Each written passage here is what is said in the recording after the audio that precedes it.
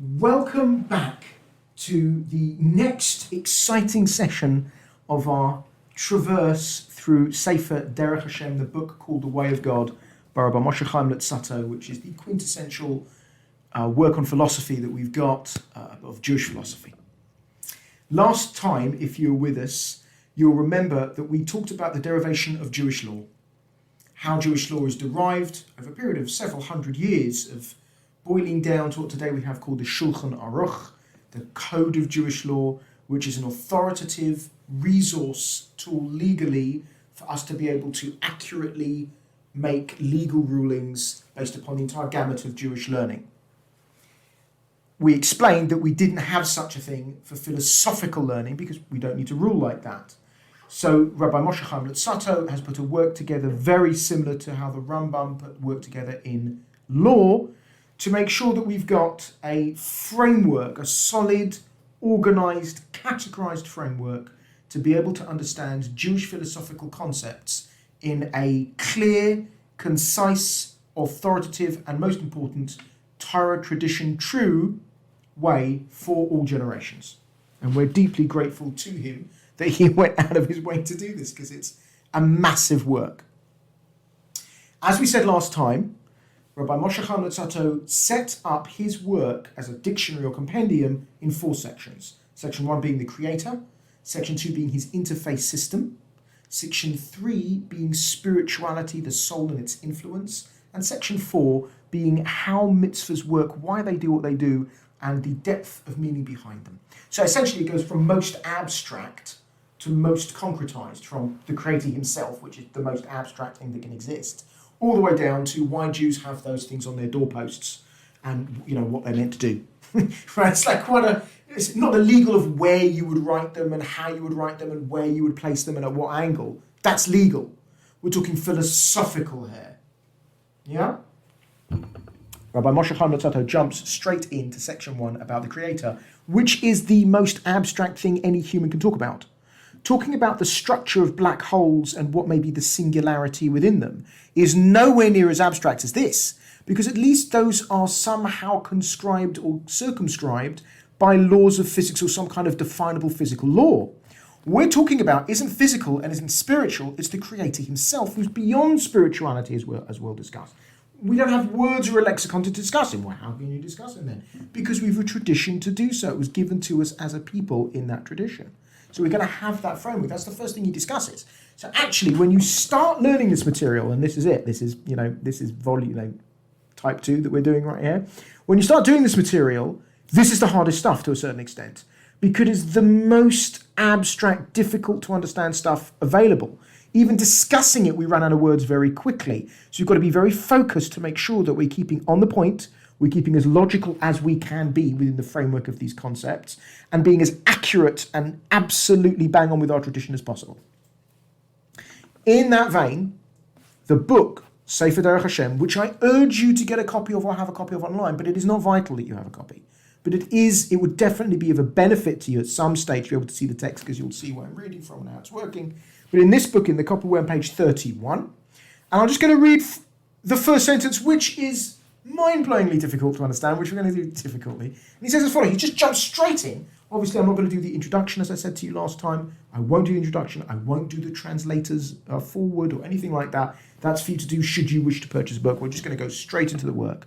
And he says in section 1, which is about the creator, chapter 1, point 1, that every Jew must know and believe there exists a first being without beginning or end, who brought all things into existence and continues to sustain them, and this being is what we term God. I've got a problem here. Couple of words. Yamin v'yeda. Every Jew must believe and know. If we just do this today, and this is all we do, it was worth turning up for this podcast. If you can do this today and you can get this, this is worth something. I just want to talk about the words believe and know. I can't tell you how vital this is for our learning. We cannot approach Jewish philosophical concepts with anything but the way Judaism sees philosophy. You can't compare contrast with Christianity, Islam, Buddhism, or any other world religion, or system of thought or philosophy, be it secular or religious in any way. The Torah can only be correlated with itself. It is auto-correlate. When you make a paper plane, you auto-correlate the paper. You don't get two pieces of paper and glue them together. The Torah can be auto-correlated with itself, cross-referenced amongst itself. It cannot be adjuncted or added to any other belief system. We'll learn this as we go through, how vital this is, especially in section 4. It is standalone.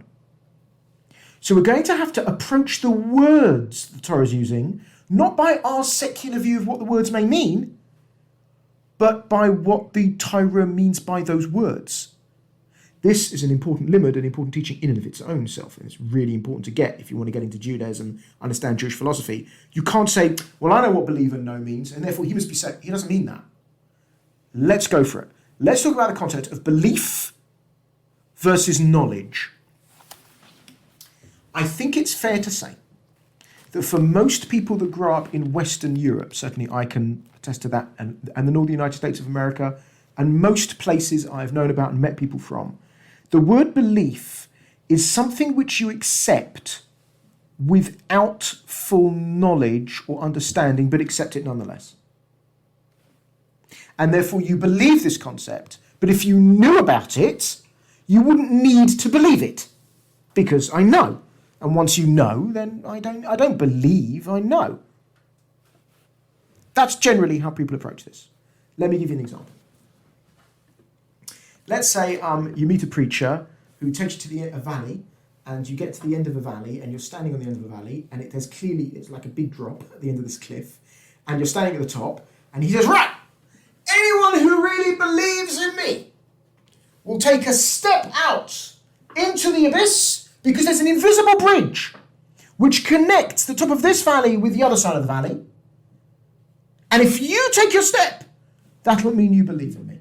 That will show you're a faithful servant to this particular sect or order that this guy's preaching about. Now, people may be thinking, is there any proof? Has anyone ever made this before? No, no one's ever done this before. You've got to believe in me. Okay, have my grandparents heard about it? My great-grandparents heard there was such a preacher? You can call them and ask them. I don't think they'll know about it unless they were members of the same cult, Okay, what does it look like? Well, you can't see it. Maybe it's made of glass. Maybe if you took sand and you threw sand over it, and it would line the bridge, you'd see an outline of it to give you some kind of. You just have to put your foot out into that gap and see whether. Who's first? Yeah, would you want to see someone else do it first? I know I would. I'd be like, well, Jerry really would like to go first. I said. If you decide you're going to take your foot movement over that, you're going to believe it. It's a belief system. You don't know that there's a bridge. You're accepting at face value, sight unseen, based upon this very charismatic leader's word, that there is a bridge, and you wish to cross it because you accept on his word that there is, and that you just can't define it. You could maybe not cross it and still believe there is one, and say, look, if he says there's a bridge, there's a bridge. Now, if you were to take a UV sensitive film, or you took infrared goggles or something, and this bridge showed up as an image on the UV or the infrared, let's say, that you couldn't see outside a visual spectrum, then you say, look, I know there's a bridge. Knowing is with data, and I have empirical evidence to tell me there is such a bridge, and therefore I don't mind taking it scary because I can't see it, and I'm usually sick, but I know that it's there because I've got this UV data. And now I know. Now, if you know, you don't need to believe. If you know, why should I believe? Do you know your telephone number is your telephone number? Or do you believe your telephone number is your telephone number? I think most people say, well, they know their telephone number. I don't believe it, I know it, right? Believe is, I think, I've got a new phone, I believe it's 1, 2, 3, 4, 5, 6, 7, 8, That's when you don't really know it, but, you're going on belief. Those definitions of belief and knowledge are not the definition within a Jewish framework. They're not. Doesn't matter, I know you, doesn't matter what, I'm telling you they're not. There's a lot to argue out on this. There's a lot, though. We'll talk about the concept of simple faith and simple belief later. That's not what we're going to discuss now. Emunah in Judaism is not accepting things at face value. It isn't. Doesn't matter who's told you that, it isn't. Real Emunah, deep Emunah, can only, faith, understanding, belief, can only come from knowledge. That is not the way secular, civil people speak. They just don't. They mean I believe. I get that. We're going to have to reorganize this. It's like this. If you boil water in a beaker at room temperature, at like a regular pressure, not up on top of Everest, it is likely to boil at 100 degrees C. Yeah. Now you can change the water, you can change the thermometers, you can change what fuel you use on the Bunsen burner to boil up that water. But when someone stops you in the street and says, what temperature does water boil at? You can say, look, I've done it so many times, I'm telling you it boils at 100 degrees C. I've done this scientifically, I've figured out the data. So you're like, well, could you just prove it to me? And I go, no, you just tell me, well, I don't have to prove it. You get a beaker yourself, do it yourself. I'm not going to prove it to you. You are going to say, you know what, I'm not sure. I've done it 50 times, but you never know. Things could change. And get out a crucible and a beaker and a Bunsen burner and like sit there for 8 minutes while the thing like burns up and like, you go, oh, look, it's 100 degrees C. He goes, oh, thanks very much for that, and walks off. You know, look, I've done this in the lab. I know it's 100 degrees C so well, Jews would say, only then can you believe it. If you know something so thoroughly, so well, and to the fact that you would not have to put more inquiry into it to start with, only then can you file it in the belief folder. You can't do it before that because you don't really know it. Without das, without knowledge, emunah isn't really based on anything, and it's shaky and wavery to anyone that will come and knock it. Your belief in something is verifiable because what happens if someone says, but the scientific data says something else? If you have confidence, I personally believe water boils at 100 degrees C. I don't know it, I believe it. Because I'm not going to sit here with because I don't need to. I've done it before, I know. I don't need a thermometer again. I'm fine with it. So from a Jewish perspective, I have emunah, faith, belief, trust, that I know that water boils like that because I've done it so many times. So I can only earn that level of belief because of the amount of knowledge I've put in to start with. I have to have the knowledge. I can't just take a blind faith and acceptance on that. So that blind faith doesn't have much worth.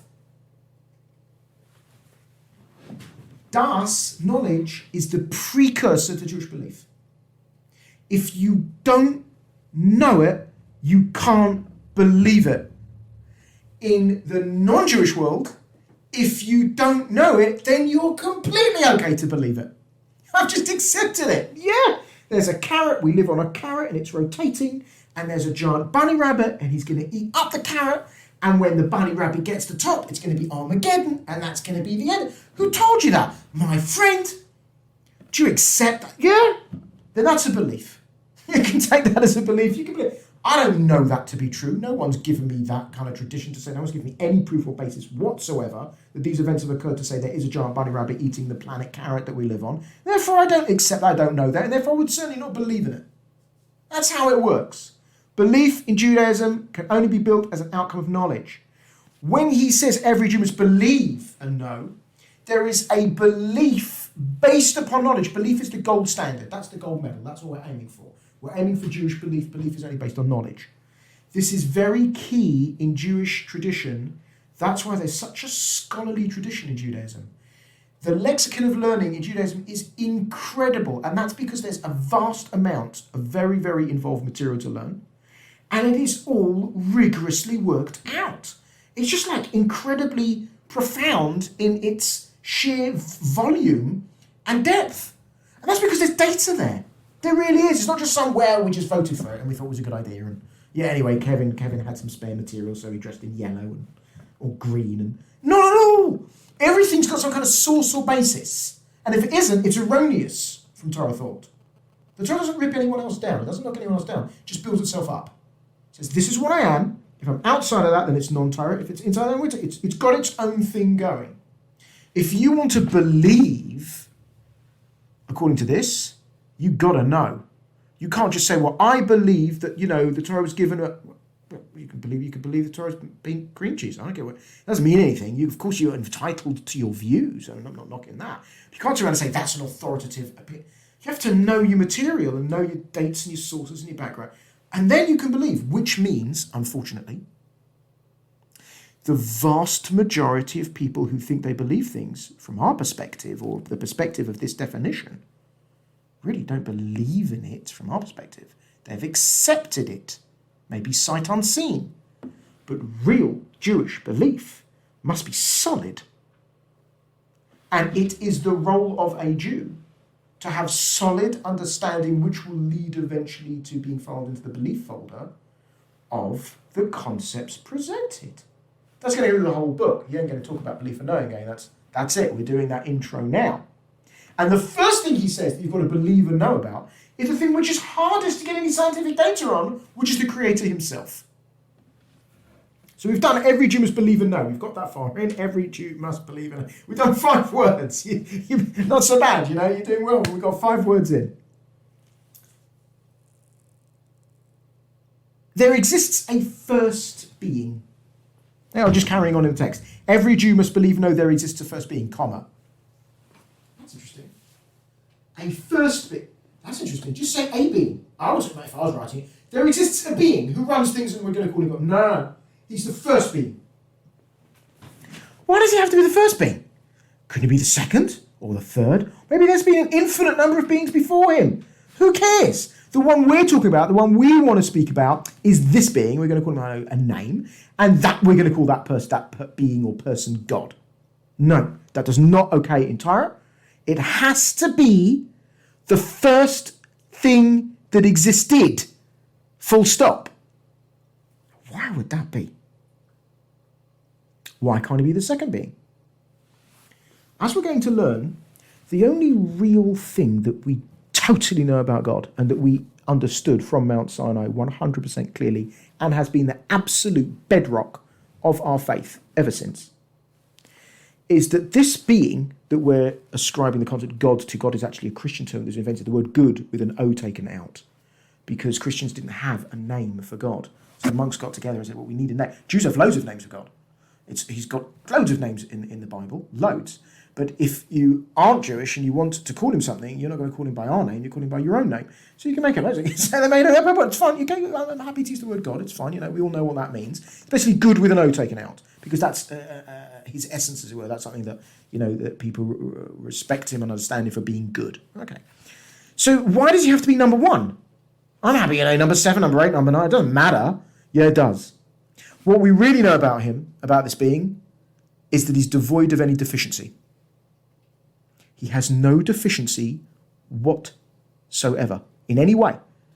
Some religions say he has a slight deficiency as an imperfection, but he can't tell anyone else about it. That's not our God. That's a different God entirely. Our God is, by definition, deficiency-less. Being the second, third, fourth, or fifth, or any number that existed is in and of itself a diminishment of sole authority. God was not promoted to position. He didn't wage war or battle to gain his global rights. He wasn't born or underwent any kind of creative procedure whatsoever. He has no form or body at all.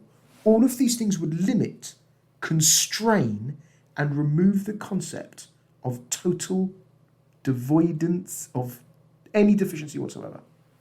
He has to be completely deficiency-less. We're going to get into this at great length through this chapter. But that's the one thing we really know about him. He's the first being. He is ageless. He doesn't have an age because he's outside of time. Time must be something he made later. Or, no, later, there was no time. That's what you got me.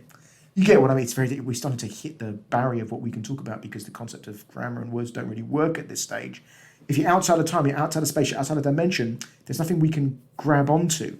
All we know is he's there. It's a thing. It's a real thing. The next bit is without beginning or end. Now that kind of dovetails into what we just said. He couldn't come from somewhere. There wasn't a time or a place where there was no God. There was no time and place until he invented those concepts of time and place, by the way, which we'll discuss. But there wasn't a time and place where he just popped up. Because if he wasn't there for a bit, then he's very deficient. The greatest deficiency is not existing. You can't be perfect and not be there. Except in your absence. You're perfect in your absence. We're not bound to something absent. He's perfect because he has to be there. He has no end. He can't say, well, okay, maybe he wasn't born and he always existed, but in 1 billion years he's going to die. He's got a lifespan. It's very, very long. It's not going to bother you because you're not going to live that long. You're going to see it doesn't affect anyone. But the point is that in a few billion years he's going to go. Well, that means he's got a system or something which is going to end his existence, which in and of itself is a deficiency. He can't come from anywhere and he can't go to anywhere. He can't be limited to any aspect, any way, in absolutely at all whatsoever. He has to be utterly devoid of limitation in that sense. Otherwise he's not perfect. So he's got no beginning. He didn't come from somewhere. He wasn't born, because if you need parents to create you or bring you into the world, you're deficient.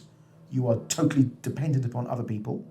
And he has no end, because there's no fallibility or any kind of lifespan or time which is going to dictate his lack of existence. Because that would also be a fallibility. That would also be a lack of perfection, right? Okay, all right, so let's call that God. No, we got more. We got more for the first line. This first sentence is intense. And on top of all that, which is huge to accept anyway, we have to discuss it more, this being has to be the one who brought all things into existence and continues to sustain them. That's too... Well, every atom, every quark, every subatomic particle, every galaxy, everything, he's got to make all specks of dust in the universe. Mm-hmm. Yep.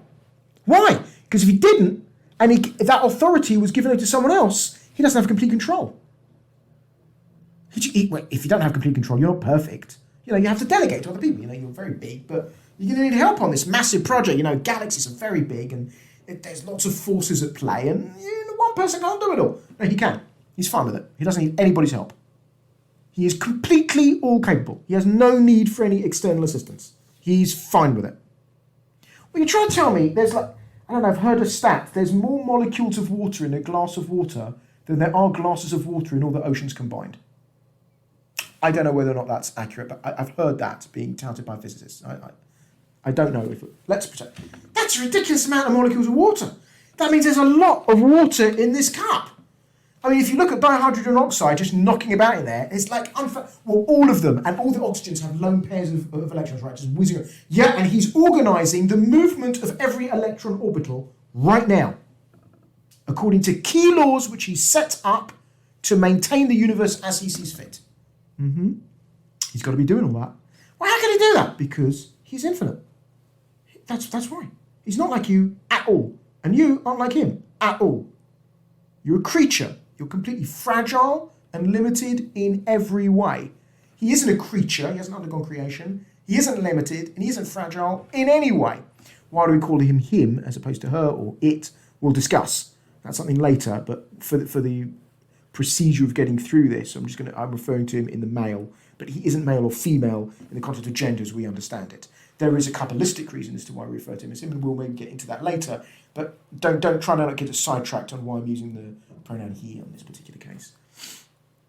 So this being is in charge of absolutely everything at all times, and not only did he make them every propensity for the concept of the laws of physics, which are so rigid and beautiful and interlocking with each other, and the laws of nature and the balance of everything, is all being on, and he's continuing to sustain it. He's actively involved. You may say, I may accept that there was a creational force that brought the Big Bang into being with all the laws of nature as it is. Like all the laws of nature just popped up out of nowhere, which is exactly how Big Bang is discussing it. They just literally... And then all the genetic mutations and everything's all come out of the concept that one chemical can replicate itself and how that chemical works, etc., etc., etc. Okay. But he's involved now. He's got to be actively, because if he isn't involved now, he's also imperfect. I made a watch. I leave it on the table. I just let it run. I'm not involved in the running. I was the watchmaker, but I'm not the watch maintainer. I'm just leaving it run. In which case, I'm not in complete control of that watch. I'm hoping that my design was good enough that it keeps rolling. But if you're not in control of exactly what every second hand is doing, I'm not in complete, utter control. I've just done as much as I can do. God's not limited at all. All these things in space, time, and everything that's happening is under his complete, constant remit. And if you're outside of time, there's no thing, what is he still looking after? It's happening now for him. He's omnipresent. He's only in the present. The whole thing is happening now. It's a big chunk to just accept and believe on the first sentence, right? I mean, how can he say that? How can you write any book and say, this isn't a book for digestion like a novel? This is a almost legalistic framework of Jewish philosophy. And the pinnacle element of Jewish philosophy is the understanding, knowledge, as best as possible, humanly possible, of the Creator, which is really the role of Judaism, in order to be able to understand it so well that you could even believe in it. That's really important what I'm telling you there. Knowledge must lead to belief. Belief must be based upon knowledge. Belief based upon a lack of knowledge or no knowledge at all is a very thin belief, if any. You just accept it, it's all very nice. But real knowing is far more valuable. Now, there is room for simple faith. We'll talk about that, but it is still weaker than solid faith. And even simple faith in Judaism is based upon some solid faith that you have somewhere, as we'll discuss. That's like smearing out a cookie dough on a pan, and if it doesn't quite get to the edge, you kind of make it thinner on that edge, right? It's not as, but you've got to get it square, right? So it's coming from somewhere. It's not just absolutely out of nowhere. Even simple faith is coming from somewhere. The fact that I've worked at the rest of the cookie pan, and that is solid, that's good enough for me to make the extrapolation in certain examples. We'll discuss that, and that's quite rare. Wow. So that's the beginning of the Sefer. That's the beginning of the work. Every Jew must believe, outcome knowledge, complete solid understanding, know that they're just a first being without beginning or end, who brought all things into existence and continue to sustain them. That being, whatever that being, is what we're going to refer to in this work and in our learning as God. You bit off a really big chunk there, didn't we? It was a tough one. It's the most abstract things, a lot to discuss. He's going to discuss it a lot as we go through. I wonder if we've got time just to do one more point. I think we probably have. Let's look at point 2 in the book. I'll go through it quite quickly. It's furthermore necessary to know that God's true nature cannot be understood at all by any being other than himself. That makes sense. If you're infinite and you're completely and utterly separate from everything, then who else is going to know? Anything you make is a creation which needs you. And you don't need them. If I make this watch, I don't need the watch. I mean, I could live without it, but the watch certainly needs me if I'm going to create it, right? So no one's going to understand me even if I create it. You could turn around and go, well, how do we know there are not 4, 5, 6, 7, 8, 9, 10 other creators? That's a very good question. Maybe there's 10 infinite beings that are all like this, all communing together. And they've all sub-projects going on. And how do you know the God that you're talking about isn't actually another one and you've made a mistake and you're misrepresenting it? That's a wonderful question. I'd like to get to that if I can, but I just want to finish this point because we just started it. That's a really important question. The only thing that we know about him is that he's perfect in every possible way and devoid of every conceivable deficiency. That's it. Everything else we understand about him and know about him comes back and boils down to this one point. This is the one immutable point of the Torah and therefore Judaism's, classical Torah Judaism's view on the Creator. He is a being that is utterly devoid of deficiency, and that's how we define perfection. It's a really important point. He says that these things are known by tradition from the patriarchs, Abraham, Isaac, Jacob and their families, and prophets all the way through to 312 BCE where prophecy was turned off. With their revelation at Mount Sinai in 1313 BCE, which is the Jewish year 2448, all Israel perceived them and gained a clear grasp of their true nature. They then taught them to their children, generation after generation until this very day, as Moses has commanded in Deuteronomy, which is Devarim 4:9, you shall not forget the things that you saw with your own eyes, and you shall make them known to your children, and to your children's children. Now these concepts, explains the Ramchal, can be logically verified by demonstrable proofs. Their veracity can be demonstrated from what we observe in nature and its phenomena, and through such scientific disciplines as physics and astronomy, certain basic principles can be derived. On the basis of these, clear evidence for these concepts can be deduced. We will not occupy ourselves with this. You want to do that? Go to university. But rather, we will set forth the well-known basic principles handed down by tradition. These will present in an authentic framework, arranged in a comprehensive manner. There's lots to discuss there. There's a tremendous amount in the world of nature which is clearly designed. And the more you look, the more it interfaces and balances with each other in a way that we didn't understand maybe just a few years ago. And now with quantum mechanics and dark matter and dark energy looming up, the very fabric of how we understand what the universe is probably isn't correct in its entirety at all. And these systems and datas and very complicated manifestations of laws, our understanding or even awareness of them, notwithstanding, proves in and of itself the work of a higher intelligence than us. We can't even figure these things out with very, very, very advanced machines. Only now we're beginning to glimpse the depth and complexity of how the laws of physics maybe change across our universe and are squeezy, but they're all fitting according to a certain law which is predictable and immutable. Even though you could go down that route to find the system is being maintained and designed, we've got a lot more to say within the Torah that you could find in a physics textbook.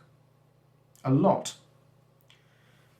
What we're going to do, and I hope we don't forget that question about how do you know there's not two or three gods that are all perfect and infinite and just hanging about somewhere. I'd like to do that next time as well. What we're going to do next time is talk about the concept of God being imperative. That God must exist. And that kind of ties in to these ideas why there's not two or three gods. You've done a lot to get this far. We've covered a lot of ground. Well done for making it this far. As I said, this is the most abstract stuff we can possibly do. I mean, you can't discuss something more abstract than this. You've done well to get this far. Thank you so much for joining us. And I really, really look forward to seeing you in our next episode.